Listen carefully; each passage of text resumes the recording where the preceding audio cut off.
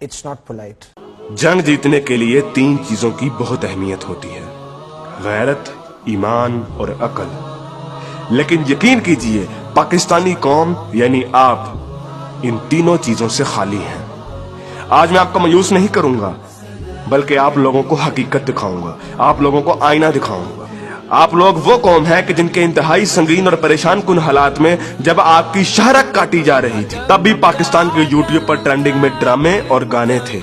क्या गज़वा हिंद की पेशनगोई इस कौम के लिए की गई थी कि जिसकी 80% आबादी हराम खाती और कमाती है, जिनके पेट में हराम होता है, जिस कौम की 90% आबादी झूठ बोलती है, गाहक को चीज की खामियां और नुक्स बताए बगैर बेच देती है और इसको अक्लमंदी समझती है, जिस कौम की बेटियां टिकटॉक पर नाचती हैं और इस कौम के शाहीन उन्हें बड़ी खुशी से देखते हैं। और यही बेटियां और बेटे जब वालिदैन बनेंगे तो सिवाय नाचने वालों के और क्या पैदा करेंगे, और ये माएँ क्या तरबियत करेंगी। हकीकत तो ये है कि बेगैरत हिंदू और यहूदी नहीं, बेगैरत आप हैं। आप पाकिस्तानी बेगैरत हैं। आप लोग वो कौम हैं जो वैसे तो सारा साल इमाम हुसैन के मुकद्दस नारे लगाती रहेगी, लेकिन जब वाकई में कश्मीर मैदान करबला बनेगा तो सारी कौम वही कुफा वाले बन जाएंगे जिन्होंने इमाम हुसैन से कहा था कि आप आए, हम आपका साथ देंगे, लेकिन जब वक्त आया तो कोई अपने घर से नहीं निकला। फिर ये लोग तालिबान की मिसालें देते हैं कि तालिबान के पास कुछ भी नहीं था, कोई असबाब नहीं थे, लेकिन अल्लाह ने उन्हें फिर भी फतह दी। मुझे हैरत है कि ये किस मुंह से तालिबान की बात करते हैं। तालिबान को अल्लाह ने फतह दी थी तो उनकी गैरत, उनके ईमान, उनके तवक्कल, उनकी जिद्दोजहद, उनकी कुर्बानियों, उनके अज़म, उनके इस्तक़लाल और उनकी जिहाद की बिना पर। ना तो उनकी बेटियां टिकटॉक पर नाचती थीं, ना उनके बेटे गेम ऑफ थ्रोन्स और गानों और फिल्मों के शदाई थे, ना वो हराम खाते थे और ना ही वो नमाज कज़ा करते थे।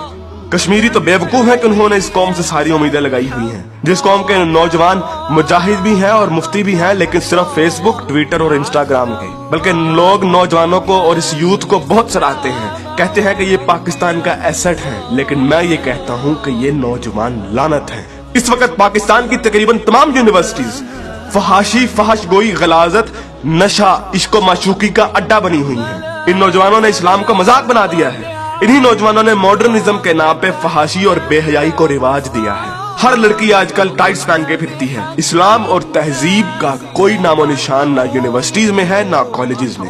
आज के लड़के गर्लफ्रेंड बनाने और लड़कियां बॉयफ्रेंड बनाने को फख्र समझती हैं। इन्हीं नौजवानों में चर्च और सिगरेट एक फैशन बन चुका है। हॉलीवुड के गाने और फिल्में और खुसूसी तौर पे नेटफ्लिक्स आज फैशन, मॉडर्न और पढ़े लिखे होने की अलामत है। और फितने सिर्फ शहरी इलाकों में ही नहीं, देहात में अक्सर मसाजिद खाली पड़ी रहती हैं। बमुश्किल किसी मस्जिद में एक सफ से ज्यादा नमाजी होते हैं। और झूठ, शरीकेबाजी, बदला और फसाद जितना देहात में होता है उतना तो शहरों में भी नहीं होता। अक्सर कॉलेजेस और यूनिवर्सिटीज के असातिज़ा फहश किस्म की जुगते लगाते हैं और बच्चों को बजाय अखलाकियात की तालीम देने के खुद बद अखलाकी की मिसाल बने होते हैं। और ऐसा क्यों ना हो, जब टीचर 45 मिनट पढ़ाने के पैसे ले लेता है लेकिन 20 मिनट पढ़ाता है और बाकी टाइम या तो मोबाइल पे गुजारता है या जुगतबाजी में या मजाक करने में, तो जब असातिज़ा तक के पेट में हराम की कमाई होगी तो वो क्या अखलाक सिखाएंगे। और सबसे बढ़कर हम जिन्स परस्ती और लोंडेबाजी पे पने हुए मजाक इस कदर आम हो चुके हैं, इस कदर आम हो चुके हैं कि सोशल मीडिया पर चलने वाले बिलावल भुट्टो और शेख रशीद की मीम्स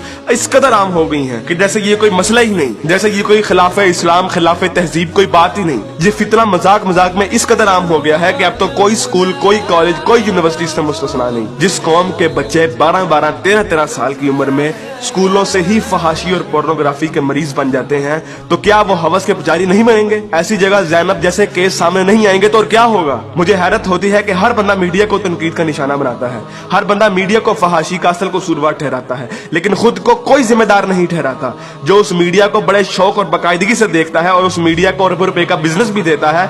बल्कि टीवी और गाने तो इस कौम के लिए आज ऑक्सीजन बन गए हैं। आप अभी किसी नाई की दुकान पर चले जाएं, किसी दर्जी की दुकान पर चले जाएं, हत्ता कि किसी चिंची रक्षे को देख लें, सब जगह गाने और मुजरे चल रहे होंगे। तकरीबन हर बंदे के व्हाट्सएप के स्टेटस पर या तो कोई टिकटॉक की वीडियो या फिर गाने लगे होंगे। और सबसे बढ़कर बेशर्मी और हराम इस कौम में इस कदर सराहियत कर गया है कि अब तो नातों को भी म्यूजिक के बगैर नहीं सुनते, नातों तक के अंदर म्यूजिक लगा दिया गया है। हमारी कौम का तो मजदूर और गरीब बंदा भी उतना ही खबीस है कि जितना अमीर। हर बंदा हराम खाता और कमाता है, फर्क सिर्फ ये है कि कोई ज्यादा खाता है और कोई कम। मुझे बताइए कि कितने मजदूर और कितने गरीब लोग आप मस्जिद में देखते हैं? किसी बाजार में चले जाएं, मर्दों से कई गुना ज्यादा औरतें नजर आएंगी। औरत अब बाजार की जीनत बन चुकी है। इस इस्लामी मुआशरे में आज तक किसी को कुरान तर्जुमे से पढ़ने की तौफीक नहीं हुई और अगर कोई पढ़ता है तो सिर्फ अपने मतलब के दलाइल ढूंढने के लिए।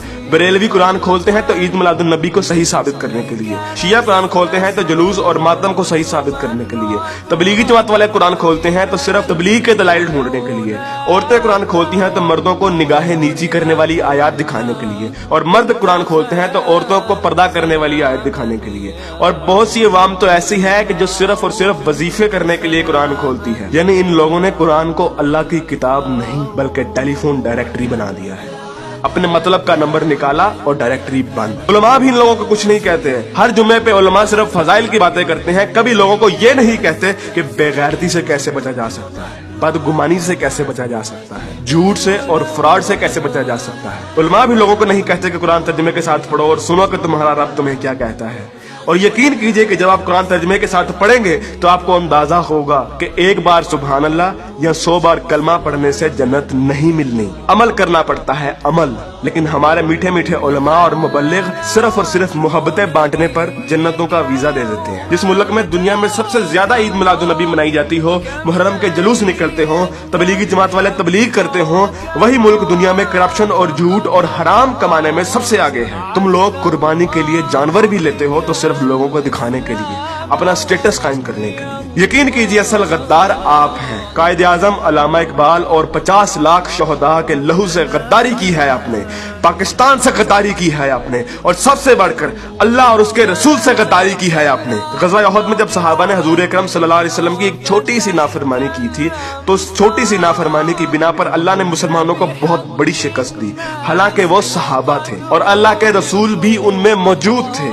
लेकिन आज आप लोग ये कहते हैं कि अगर जंग हुई तो आसमान से फरिश्ते उतरेंगे कतार अंदर कतार। तो पहले अपने अमाल और अपनी औकात देखिए और फिर बात कीजिए। ऐन मुमकिन है कि आप लोगों को इस तकरीर का कोई असर ना हो, क्योंकि जिस पेट में हराम, जबान पे झूठ, कानों में गाने और आंखों में हवस भरी हो, उन दिलों पर हक की बात असर नहीं करती। मैंने कभी इतनी बदतमीजी और सख्त अल्फाज से बात नहीं करनी थी, लेकिन यकीन कीजिए मैं बहुत मजबूर हूँ साफ साफ अल्फाज में अपनी कौम को उनकी हैसियत दिखाने के लिए कि असल में बदनामी के जिम्मेदार आप लोग खुद हैं, कि असल में जलालत आप लोगों ने खुद खरीदी है।